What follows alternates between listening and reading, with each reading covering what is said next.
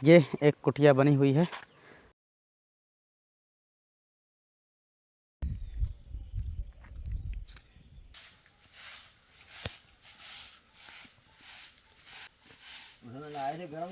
जय हो मंदाकिनी मैया की। जो चीज़ असल में साथ जानी है, जिसका कुछ आगे काम होना है, वो चाहिए कि ठाकुर जी का भजन कर लो। क्योंकि ठाकुर जी का भजन अपन ही कर सकते हैं, ये पशु पक्षी नहीं कर सकते। नहीं गाड़ी घोड़ा और ये बिल्डिंग ऐसी वैसी इनसे कुछ नहीं होना है, इनसे तो और परेशानी होगी। जब आध्यात्मिक चेतना आती है, आध्यात्मिक सकारात्मकता इंसान के अंदर आती है, तो उसको बड़ा सुकून मिलता है। तो दोस्तों अभी चल रहे हैं हम टाठी घाट आज, और यहाँ के जाने का रास्ता कुछ ऊबड़ खाबड़ है दोस्तों, क्योंकि लोग बहुत इसमें परेशान कर रहे हैं संतों को। उस तरह नहीं, स्नान करने के लिए जाते हैं, वहाँ उटपटांग खाते पीते हैं, हल्ला मचाते हैं, तभी इसलिए इतने बड़े बड़े गड्ढे किए गए हैं।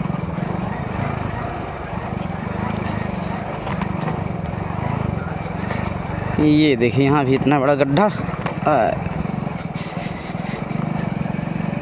ताकि कोई बड़ी गाड़ी ना आ पाए, केवल बाइक वाले जाते हैं।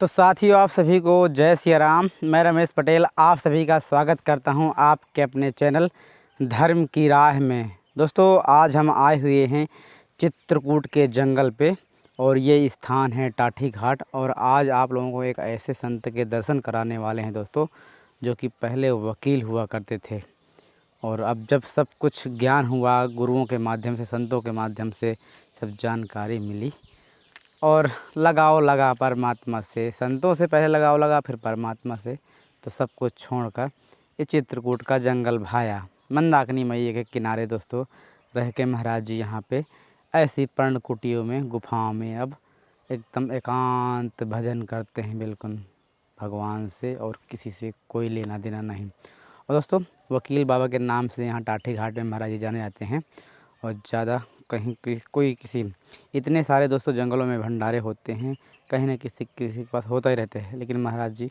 किसी भी के भंडारे, किसी भी कुटिया में या किसी के भी भंडारे में नहीं जाते हैं। दोस्तों अभी कुछ इस प्रकार का आप लोग दृश्य देखेंगे। महाराज जी कुटिया के चारों तरफ का ये परिदृश्य है पूरा, और जस्ट इसके नीचे मंदाकिनी मैया का ये पूरा आप लोग अभी दर्शन करेंगे, चलेंगे मंदाकिनी मैया के भी दर्शन कराएंगे। लेकिन अभी आप लोग देखिए, ये एक कुटिया बनी हुई है जो त्रिपाल की, घास फूस की बनाए थे। त्रिपाल तो बिल्कुल उड़ गई है, क्योंकि अभी बहुत तेज़ तूफान आया था।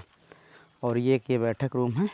एक दोस्तों वो आगे जिस पे भी महाराज जी पूजा पाठ कर रहे हैं, मेन वो है गुरु जी का दिया हुआ ये स्थान है, जो कि अभी भी महाराज जी उसको आगे बढ़ा रहे हैं। और दोस्तों अब चित्रकूट के जंगल पे कुटिया बनाना बड़ा मुश्किल हो गया है। ये जो पक्की कुटिया दिख रही है ना, ये तो बड़ी बहुत पुरानी है, तब बन गई थी।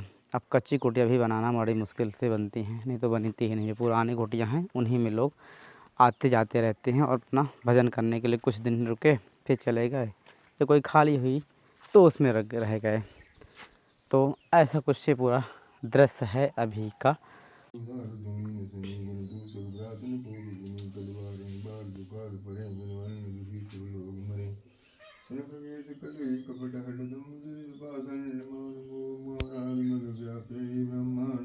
तो दोस्तों जब तक महाराज जी पूजा कर रहे हैं, तब तक हम आप लोगों को मंदाकिनी मैया के दर्शन करा देते हैं, क्योंकि जहाँ तक संभव हो पाए दोस्तों मंदाकिनी मैया का जल आचमन और दर्शन बड़ा ही कृतार्थ करता है। तो ये रास्ता है दोस्तों मंदाकिनी मैया तक जाने का, और इसी रास्ते से डेली दोस्तों महाराज जी आते जाते हैं। सुबह 4 बजे का टाइम रहता है, 4-5 बजे का, हर मौसम में दोस्तों, ऐसा नहीं कि गर्मी में ही। और ये जो दृश्य है ना, बड़ा ही मन को आनंदित करता है। ये हरे भरे वृक्ष, बहती मंदाकिनी मैया की ये धारा, ये जय हो मंदाकिनी मैया की। ऐसा दोस्तों आज के मंदाकिनी मैया के आप लोग दर्शन कीजिए। दोस्तों यहाँ से थोड़ा सा स्पष्ट कम दिखते हैं मंदाकिनी मैया, आगे दिखाते हैं। ये धारा, जय हो मंदाकिनी मैया की। ये इस स्वरूप का आप लोग दर्शन कीजिए।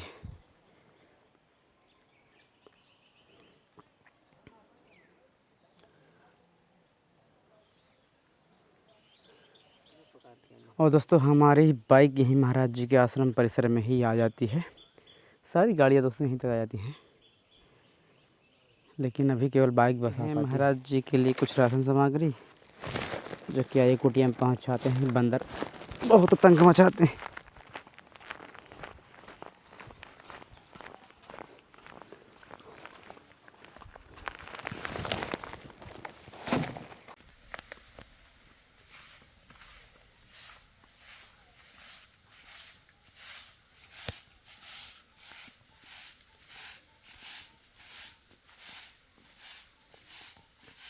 नहाए थे गर्म कुंड में कि नहीं नहाए?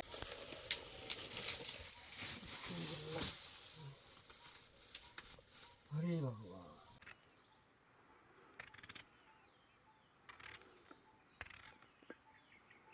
आए अच्छा जल नहीं लाए रामेश्वर चढ़ाने के लिए। दोस्तों महाराज जी चारों धाम की यात्रा करके आ गए। पहले हम भी महाराज जी के साथ जाने के लिए तैयार थे, लेकिन हम थोड़ा सा डर गए। तो महाराज जी कहते हैं हमें पहले घूम आने दो, फिर अगली बार चलेंगे। तो जलमा वहाँ का गंगोत्री का यमुनोत्री का लगे, गंगोत्री से लाते नहीं, गंगोत्री से जो रामेश्वरम चढ़ाया जाता है वो अच्छा। गंगोत्री से आता है। गौमुख से ले आए जा सकते हो, नहीं गंगोत्री से लोग अमूमन भर लेते हैं। गौमुख तो कौन जाता है, हाँ, ये बहुत दुर्गम क्षेत्र है। तो इसका मतलब आज अभी फिर पुनः जाएंगे अभी। हाँ जाएंगे, जल लेने जाना है, जाएंगे एक बार और जाएंगे दर्शन करने। चारों धाम फिर चारों धाम फिर जाएंगे। फिर चलेंगे महाराज जी इस बार। अब नर्मदा मैया की परिक्रमा से निपटने के बाद जाएंगे। अच्छा अब तो अगर ये नर्मदा मैया ही पे जाना है।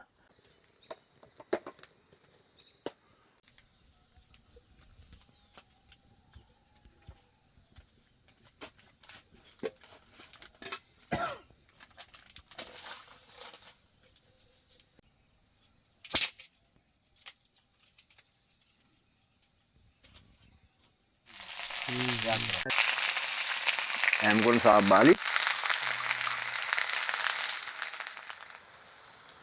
तो ये दोस्तों बन रही महाराज जी की सब्जी प्रसाद।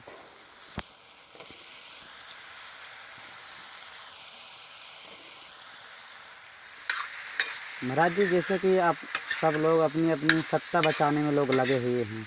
जैसे आप पहले पेशे से वकील थे, तो आपने भी बहुत कुछ अपना जगह जायदाद और प्रॉपर्टी रही होगी। तो लोग उस प्रॉपर्टी को या कहें उस जो सत्ता उन्होंने स्थापित की है उसी को संचय करने में या उसी को बचाने में लगे रहते हैं। फिर नहीं ध्यान देते कि मतलब हमको और कुछ करना है, और बढ़ाने में लगे और बढ़ाने में लगे हुए हैं। तो ये जो हम जैसे एक कहते हैं कि एक कर्म क्षेत्र है हमारा, हम कर्म के आगे निकल लिए। तो ये जो भाव आपने लेकर यहाँ जंगलों में आता, लोग मजे और सबके अंदर ये क्यों नहीं आ पाता? क्योंकि हमारा तो काम अब हो गया, अब हम कुछ दूसरा देखना चाहिए। अब जो हमने करना था वो कर लिया, अब चलें परमात्मा की ओर। तो ये भाव नहीं आ पाता मेरा, ऐसा क्यों होता सब?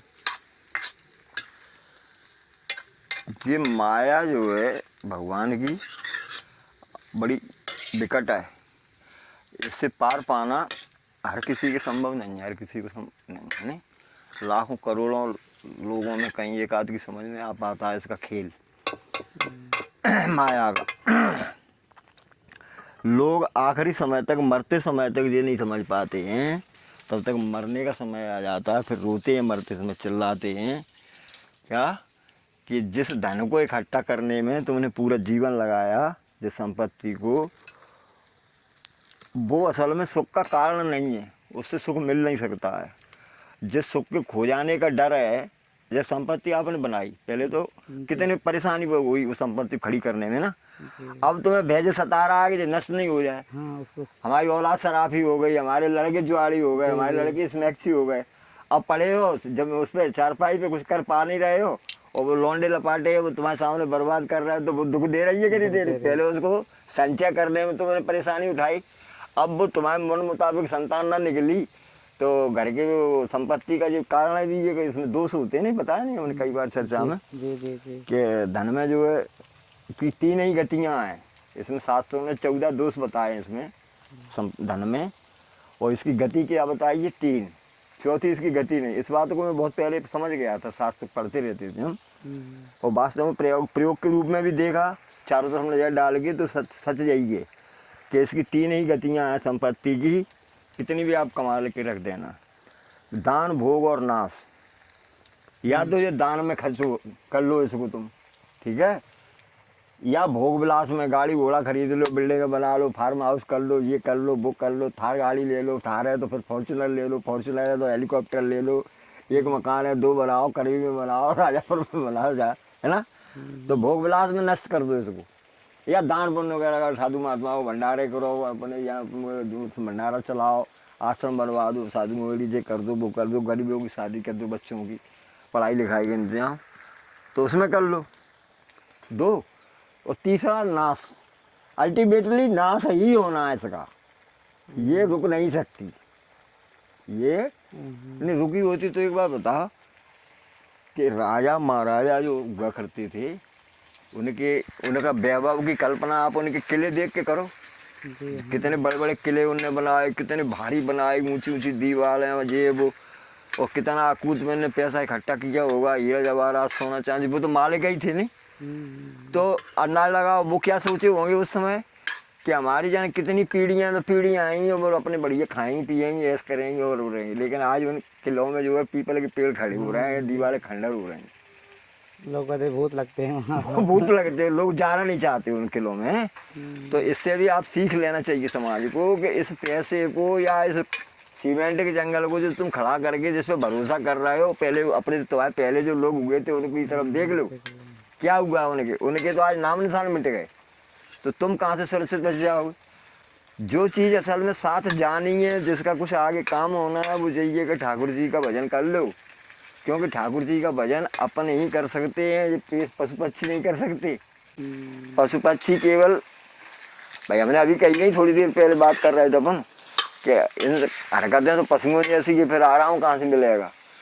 सोना खाना, बच्चे पैदा करना, बच्चों का पालन पोषण करना, ये काम पशु पक्षी भी करते हैं, नहीं करते? जी जी जी। खाते भी हैं, सोते भी हैं, मैथुन क्रिया भी करते हैं, बच्चे भी पैदा करते हैं, अपने बच्चों को खिलाते पिलाते भी हैं, सिखाते हैं चलना फिरना उड़ना सब कुछ वो काम।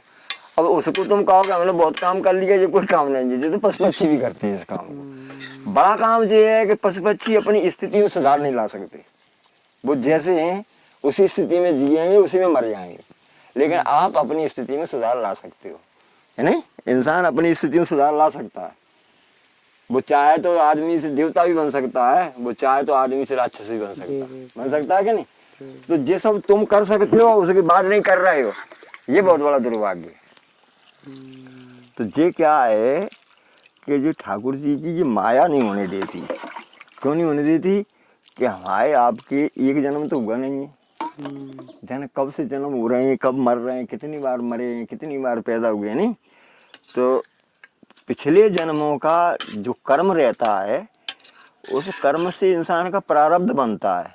समझ रहे हैं बात को भाई को। आपने जो कर्म किए होंगे उस कर्म के ही अनुसार आपको आगे की यात्रा ठाकुर जी तय कराते हैं।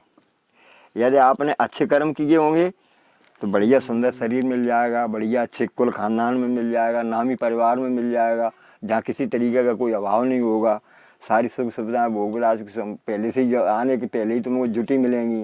यदि अच्छे कर्म करे होंगे तो। बुरे कर्म करे होगे तो लूले लगड़े बन जाओगे, भूखे प्यासे नंग हो गए, या जन्म मिलेगा कुल भीलो, सारे दिन चोरी चकारी करते घूमते रहो, तारे तोड़ते रहो, ये करते रहो, वो करते रहो। ये सब प्रारब्ध के वशीभूत होता है ना। प्रारब्ध के अनुसार ये सब निश्चित होते हैं इंसान के कि तुमने कर्म कैसे किए थे, उसके अनुसार होता है। तो अब आपने एक बात की ना कि सब लोग क्यों नहीं समझते, तो वो उनका प्रारब्ध नहीं हिले पड़ने देता उनका है। और दूसरा कारण ये देवता हैं। देवता कभी नहीं चाहते कि इंसान ठाकुर जी का भजन करे। ये देवता बड़े दुष्ट हैं। जितने जो देवता हैं नहीं, इंद्र की जो सेना है ये बड़ी दुष्ट है। जैसे इंद्र दुष्ट है, वो कभी नहीं चाहता है कि कोई इंसान जो है, उसको डर यही लगा रहता है कि भजन कर लेगा तो हमारा इंद्र का पद ले लेगा जी। क्योंकि उसके साथ कई बार ऐसा हुआ है, उन लोगों ने उसका इंद्र का पद छीन लिया भजन करके। तो देवता, बाबा तुलसीदास जी ने इसको रामायण में लिखा है यही कि इंद्रिय द्वार झरोखा नाना, तिन पर सुर बैठे कर कर थाना। जो इंद्रियां हैं 10, वे शरीर के क्या हैं, झरोखे हैं। उन झरोखों पे देवता बैठे हुए हैं। विषय विहार आवत जब ही, उन इंद्रियों से संबंधित विषय जैसे ही जब भी मौका लगा, कोई वो दरवाजा, जैसे कोई नहीं घर का चौकीदार दरवाजा खोल देता है, खोल दो दरवाजा, आ रहे तो बैठो, इसलिए बयार आ गई घुस जाए ताकि ये पथभ्रष्ट हो जाए नहीं, तो वो देवता भी पीछे पड़े रहते हैं। तो ये सारे ऐसे कुचक्र है ये माया का, उसमें से जीव जो है बहुत बड़ी ठाकुर जी की कृपा होगी जब ही उसको फंदे को काट पाएगा, अन्यथा इस फंदे को अब जो फंदा काट के आए गए हैं उनकी देख लो, सांसारिक जीवों की तो बात छोड़ दो। जो फंदा काट के आए गए, ठाकुर जी का भेष बनाए हैं, है नहीं, बाबा बन गए हैं, और वो उनकी भी तो तुम तो घूमते हो, तुम भी देख रहे हो, हम भी तो रहते ही हैं अब इन लोगों के साथ में, हम भी देख रहे हैं कि कहीं ना कहीं ठाकुर जी ने फिर उलझा दिया, फिर देवताओं ने उलझा दिया उनको। जैसे तैसे बाबा बने तो मैंने अब आश्रम बनाओ, क्या अब आश्रम में लग गए।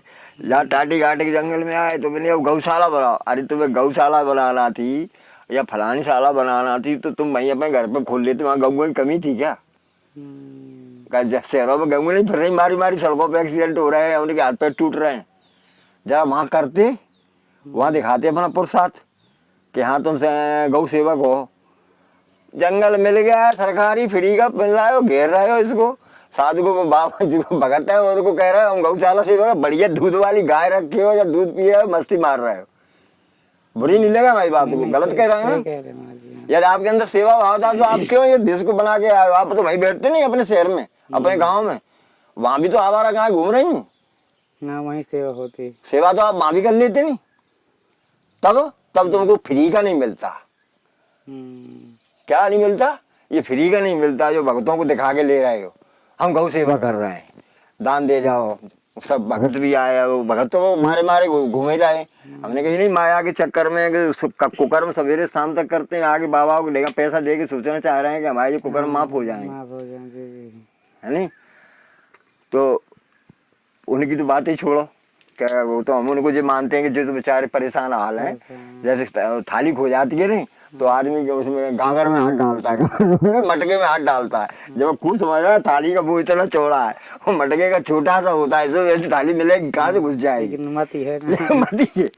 तो वो तो बेचारे माया के मारे हैं प्रेरित, तो वो कुछ भी कर सकते हैं, उनकी बात नहीं। लेकिन हम इन लोगों की बता रहे हैं, साधु को क्या जरूरत पड़ रही है भैया? तुम जो इतने सारे लंबे चौड़े तुम कारोबार खोले बैठ रहे हो, आश्रम बना रहे हो, करोड़ों रुपये जो कर रहे हो, आए तो थे कि हम विरक्त हैं, हम भगवान के दास बनेंगे, नाम के आगे दास लग गया है। बाबा तुलसीदास जी विनय पत्रिका में लिखते हैं इसी बात को कि दास का आवे राम को, आस करत का वो और की। दास तो तुम बन रहे हो भगवान के, आस किसी और आस लगाए फिर रहे हो किसकी? यानी कि भिखारियों की जो खुद ही लाते खाते घूम रहे हैं, जनता के लोग नहीं हो रही जी बात। जी, हाँ।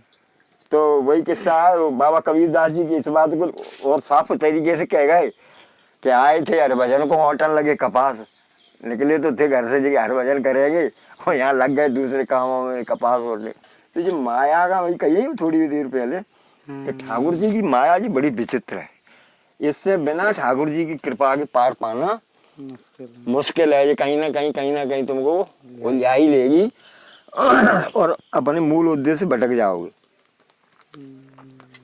क्यों?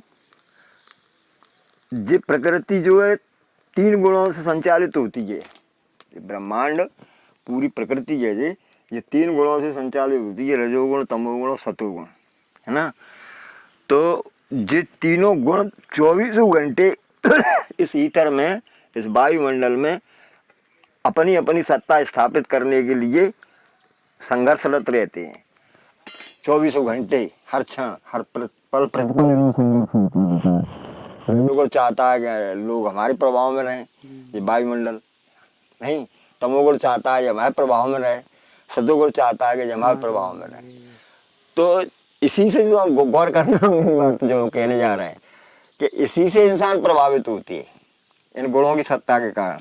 कभी कभी तो आदमी परम ज्ञानी बन जाएगा कि ऐसा लगेगा अरे जय बड़ा शुद्ध आत्मा है, और 2 घंटे बाद ही उसके कार्यकलाप देखो तो लगेगा अरे जो हमें गलत फहमी हो गई, हम तो समझ रहे थे बहुत वैसा है, ये तो मुझे बात है। जब 4 लोगों के मान लीजिए सामने बैठ जाएंगे ना तो इतनी बड़ी बड़ी ऊंची ऊंची बातें करेंगे, लगता है यार इनसे बड़ा परमात्मा कोई है ही नहीं। जहाँ वो उठेगा वहां से जाएगा, उठेगा और फिर जाएगा कोई वो दूसरी हो जाती है, हमने बताई नहीं। तो जो ज्ञान सदा एक रस रहे है नहीं, एक सज रहे, समान रहे, तो तब फायदा होगा नहीं कुछ। अब जब तुम्हारा पीपल के पत्ते की तरह मन डोल रहा है, कभी कुछ है कभी कुछ है, अपने को श्रेष्ठ साबित करने के लिए, समाज में मान सम्मान पाने के लिए कुछ और हो, और बाद अंदर से तुम कुछ और हो दिखाने के लिए, तो वो ठीक नहीं, वो भटकाव है, वही भटकाव है नहीं। तो यही हाल है, क्या कर सकते हो। जो संसार है ऐसे ही चलता आया है, हर कोई ठाकुर जी की तरफ नहीं चल पाएगा, नहीं जा पाएगा, क्योंकि हमने बताया नहीं कि वो चाहे भी चलना तो वो ये देवता जो है तमाम तरीके के रूप रख रख के तमाम ऐसे आकर्षण पैदा कर देंगे उसमें खो जाएगा वो उसमें खो जाएगा आदमी। और आदिकाल से यही होता रहा है, आदि अभी नहीं, आदिकाल से ही हो रहा है जी, शुरू से ही। ये सतयुग में, त्रेता में, द्वापर में होता रहा, ऋषि मुनि जो भटक गए, भटकते रहे, तो आजकल भटके तो क्या बड़ी बड़ी चीज है। लेकिन माँ जी हमारे सामने ये साक्ष्य होता है, प्रमाण होता है कि हम जो हमारे शास्त्रों में लिख रहा कि ऐसा ऐसा भटकाव आता है। हाँ, पुराण में सब में कथा है, और पुराणों में क्या है। हाँ, तो ये पुराण जो सुनते हैं पढ़ते हैं इनमें यही तो है, पुराने इतिहास ही तो है। लेकिन ऐसा माँ जी लोग देख के सुन के और ये नहीं प्रभावित हो पाते कि ऐसा ऐसा हो जाता है इस मार्ग में, तो भी नहीं सुधर पाते।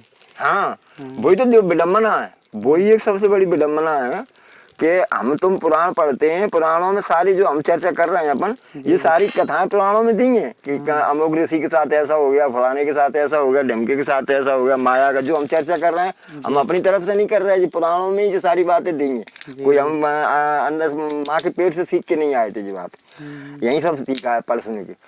तो लेकिन फिर भी उसको हम अवॉइड कर जाते हैं, तो वो अवॉइड कर जाते हैं, वही दुर्भाग्य है, वही दुर्भाग्य है कि उस पर हम भरोसा नहीं कर पा रहे। और हमने इस बात को शुरू से ही, जब हम अपने दौर में थे, जब हम ये बात सोचा करते थे, यही बात है वकालत के दौरान भी कि जो लिखा है और जो सच ही लिखा है बिल्कुल, और प्रायोगिक तौर पे अनुभव में भी देख रहे थे समाज में ये लिखा है, इसलिए हमने पैसा इकट्ठा करने की रमेश कोशिश नहीं करी कभी। केवल हमने इतना बार सोचा कि ज़्यादा लूट खसोट न करी हो हमसे, ज़्यादा से ज़्यादा गरीब आदमी की मदद बन जाए, इसका हमने विशेष ध्यान रखा। पैसा मिले ना मिले, लेकिन गरीब है वास्तव में, तो इसको हम कुछ इंसाफ दिला सकें। क्योंकि ठाकुर जी ने इतनी बुद्धि दे दी है, पढ़ाई लिखाई हो गई, वकील भी बन गए, तो उसका इतना सदुपयोग तो कर ही सकते हैं, ज़्यादा नहीं कर पा रहे तो। क्योंकि राम शास्त्रों में भी बड़ा ना, रामचरितमानस में भी लिखा है, बाबा तुलसीदास जी ने लिखा है नहीं कि परहित सरस धर्म नहीं भाई, पर पीड़ा नहीं समझ माई। दूसरे का भला करने से बड़ा कोई दुखी को यदि मदद कर दो, उससे बड़ा कोई धर्म नहीं। और किसी को बिना मतलब सताना, दुख देना, अपनी बात में उसमें टेररी में हम बड़े ठाकुर हैं, हम बड़े फलाने पैसे वाले हैं, ये हैं वो हैं, किसी को सता देना, उससे बड़ा कोई पाप नहीं। तो 2 काम तो कम से कम इंसान को करना ही नहीं चाहिए। क्या, एक तो बन जाए आपसे तो गरीब की मदद कर दो, नहीं बने तो उसकी हंसी तो मत उड़ाओ। कर सकते हो तो मदद कर देना, ना कर सकते हो तो उसका मजाक मत उड़ाना, है नहीं। क्योंकि ये पता नहीं है जिस पैसे के पीछे, जिस शरीर के पीछे आप अभिमान कर रहे हो, ये कब चूर हो जाएगा पता लगेगा। एक टक्कर होगी, कहीं एक्सीडेंट होगा, हाथ पैर टूट जाएंगे, पड़े रहोगे, रीढ़ की हड्डी टूट जाएगी, एक टांग ऊपर होगी, सर कहीं होगा, नहीं है। इस बातों को हमेशा ध्यान रखोगे। और ये बात अपन जीवन में उतार लोगे ना। दूसरी बात जो हमने बताया ना, तुम्हारे प्रश्न के जवाब पे ही आ रहे हैं धीरे धीरे। दूसरा, मैंने हमेशा साधुओं की हमेशा हमने कोशिश करी कि जहाँ भी हम सुनते थे कि किसी महात्मा से मिला जाए तो हम तुरंत अपने समय, कितने भी व्यस्त हों, समय निकालते थे कि उसके दर्शन करके आए। सुनते थे कैसा महात्मा है, उससे 1 आध घंटे बैठे हैं उसके पास, कुछ सेवा वेवा करे आए। और ये हमारी पहुँच में हुआ तो चुपचाप हम देख लेते थे, गए उनकी वहाँ जाके बस बैठे महाराज जी के पास में। महाराज तुम्हारे झाड़ू लगा दें हम क्या? और बताएं, साधु को पोड़ने का सबसे बड़ी तरीका ये है, उसके आश्रम में काम करने लगो कुछ उसका। इससे साधु बहुत जल्दी, तो लाखों रुपए उसको दे देना, उसकी नज़र पर नहीं आओगे तो। और उसकी तो सेवा कर दो, कहीं बर्तन पड़े हो धो दो, झाड़ू लगा दो उसकी, या पानी ला के रख दो उसके यहाँ, या सामान खाने पीने की जरूरत देख लो उसको क्या है, बिना मांगे ले जाओ दे जाओ। उस तो ये 2 काम हम करते रहते थे। बाबाओं की सेवा, बाबाओं के पास जाना, बाबाओं को क्या जरूरत है देख ली समझ ली। 1 दिन गए, 2 दिन गए, 4 दिन गए, देख लिया, नज़दीक हुए तो, या हफ्ते में संडे को प्रोग्राम बना लेते थे। 2-4 लड़कों के साथ में लिए, चलो फलान बाबा के यहाँ वहीं दाल टिक्कर बनाएंगे, ये करेंगे। वहीं से मार्जिन मार मिलता गया। वहीं से फिर ये और जो हमारी भावना पुष्ट होती गई, आती गई। और ये तो हम कहते ही रहते थे, हंसी मजाक को घर में भी कह देते थे, काम करा लो अभी हमसे तो 55-60 तक। और जैसे ही हमने ये बच्चे बड़े हुए नहीं, मैं छोड़ के चला जाऊंगा घर में, रुकूंगा नहीं मैं, क्योंकि सारी जीवन में तुम्हारी नौकरी करने के लिए थोड़ी पैदा हुआ हूँ मैं। तो फिर वो ठाकुर जी कुछ ऐसी बनी कि एक ही बात हम कहते थे, आते थे यहाँ परिक्रमा में जब ठाकुर जी से, कि महाराज ऐसा करना कि एक समाज में बड़ी एक बात चलती है कि डॉक्टर, वकील और पुलिस वाले, है नहीं। अब बात है मूल बात को बाबा होने की बात पे, कि डॉक्टर, वकील और पुलिस वाले समाज के लोग ये कहते हैं कि ये गलत पैसा कमाते हैं, इनकी औलाद बर्बाद हो जाती हैं। और वास्तव में हमने देखा भी है, हम खुद। तो उससे मुझे बहुत डर लगता था, क्योंकि हम पे एक ही बेटा था, एक ही बेटी थी। तो कामता नाती से हम कहा करते थे, या वृंदावन जाए कि ठाकुर जी हम अपने मन का कोई गलत काम नहीं करेंगे, लेकिन भाई सुल्तानी बचा के रखना, जे न बिगड़े जाए कैसे, नशा पत्तेबाज हो जाए, पढ़ाई लिखाई नहीं करे, गुंडा मवाली, तो मरेगा पूरा जीवन में जो इनके में ही लग जाएगा, ये तो कोई देखते देखते नहीं, और काम नहीं कर पाएंगे। तो वो ऐसा हुआ कि सब कुछ ठीक हो गया, कि दोनों बच्चे बढ़िया होशियार निकले, कोई नशा पत्ता भी नहीं करते थे, और बड़े आज्ञाकारी जी, दोनों की सर्विस भी लग गई। अब हमने कि देखो यार, मनो की सब हो गया काम, अब तो ज़्यादा ठीक नहीं है, अब चलो भाग लो। तो भागने में कुछ ज़्यादा प्रयास नहीं, कुछ सब हमने कहा खेल है, कुछ करना भी नहीं पड़ा, जो सब बना बनाया गुरु जी का यहाँ से पहले ही था। तो नहीं, साधु बाबाओं को हम देखते हैं बहुत दिक्कतें होती हैं बेचारों को, कोई कुटिया नहीं डाल पा रहा है, कुछ नहीं कर पा रहा है।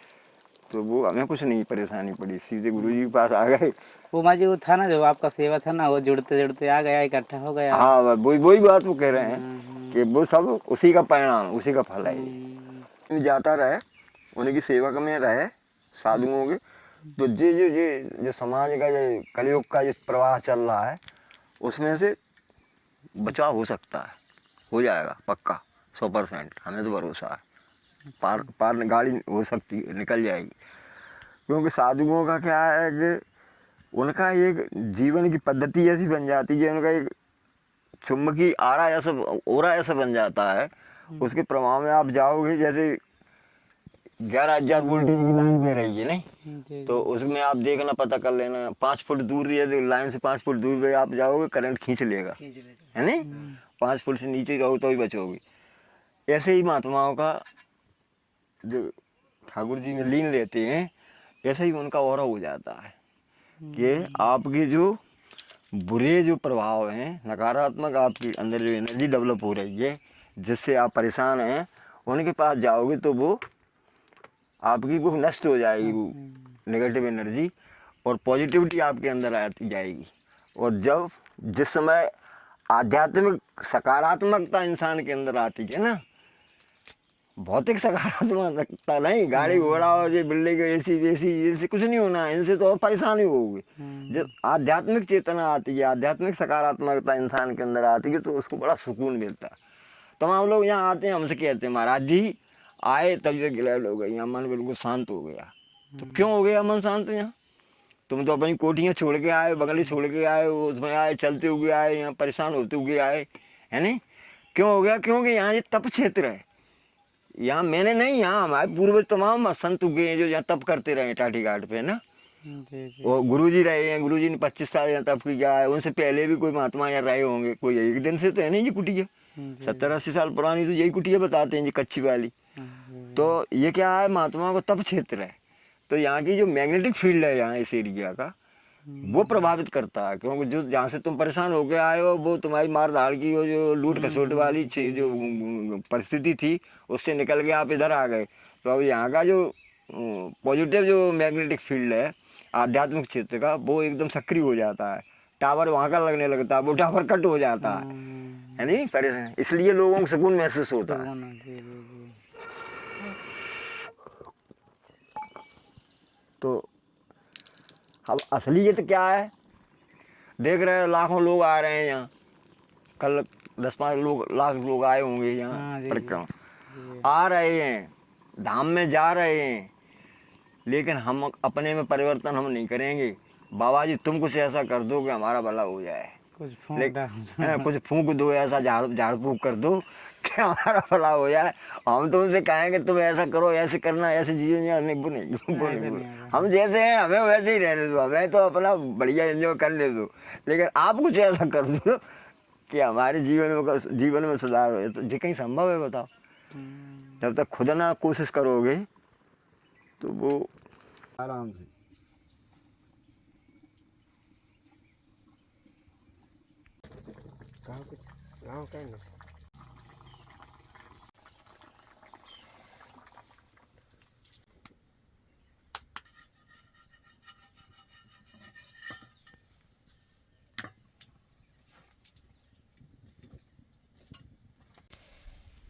तो ये दोस्तों टिक्कड़ बन गई, चने की टिक्कड़ है, चने की और गेहूं की। बस मुझे दो ही की, और कुछ है? चना गेहूँ वो मूंग। चना गेहूं मूंग। देखिए एकदम। दोस्तों अभी इस झोपड़े पे महाराज जी प्रसाद बना रहे थे।